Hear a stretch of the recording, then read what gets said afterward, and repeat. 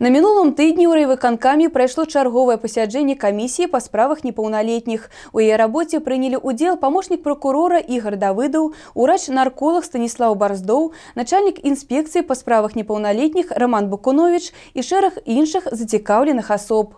Па чарзе ў суправаджэнні сваіх тат і мам непаўналетнія, якія трапілі ў поле зроку міліцыі, заходзілі на пасяджэнне. Патупіўшы свае погляды, хлопцы адказвалі на пытанні прысутных членаў камісіі. Усе як адзін прызнавалі сваю віну і абяцалі, што надалей больш не паўторыцца. Мы приглашаем тех, которые, может быть, и первый раз ребята там где-то оступились, в плане где-то повоспитывать, пожурить, очередной раз заострить внимание. Ведь мы приглашаем не только ребят, мы приглашаем их родителей, мы приглашаем со школы, либо с организации, где работают наши граждане.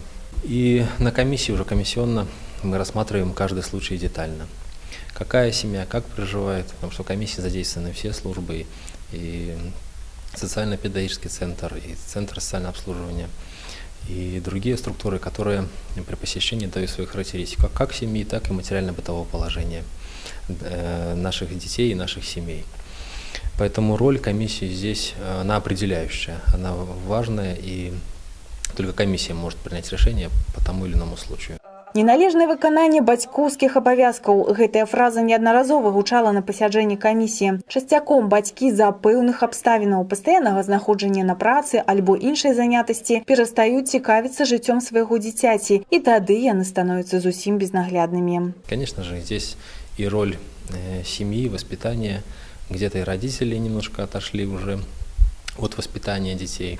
Ну, вместе с тем, вы видели, я думаю, они поняли всю меру ответственности, которая ложится на их плечи. Ну и, конечно же, мы, имея уже опыт работы с такой категорией, мы всегда говорим, что вас ждет в будущем. В большинстве своих случаев, конечно же, они останавливаются, больше не повторяют правонарушений.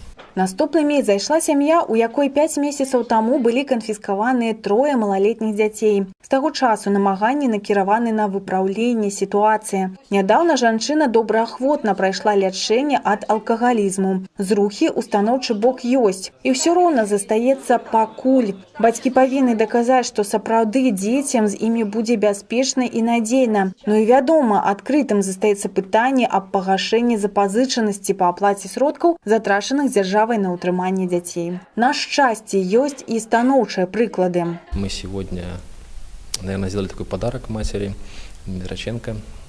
Вернули сегодня детей в семью. Мать по месту работы характеризуется положительно, давно закодировалась при посещении ее по месту работы. Я лично беседовал с ее коллегами, они очень просили вернуть детей, так как мать ведет абсолютно нормальный образ жизни. Было произведено обследование жилищно-бытовых условий проживания. Заключения даны положительные, характеристики положительные. Мать, видно, что она осознала, и этого больше не повторится, поэтому комиссия приняла решение, и мы сегодня вернули детей ей.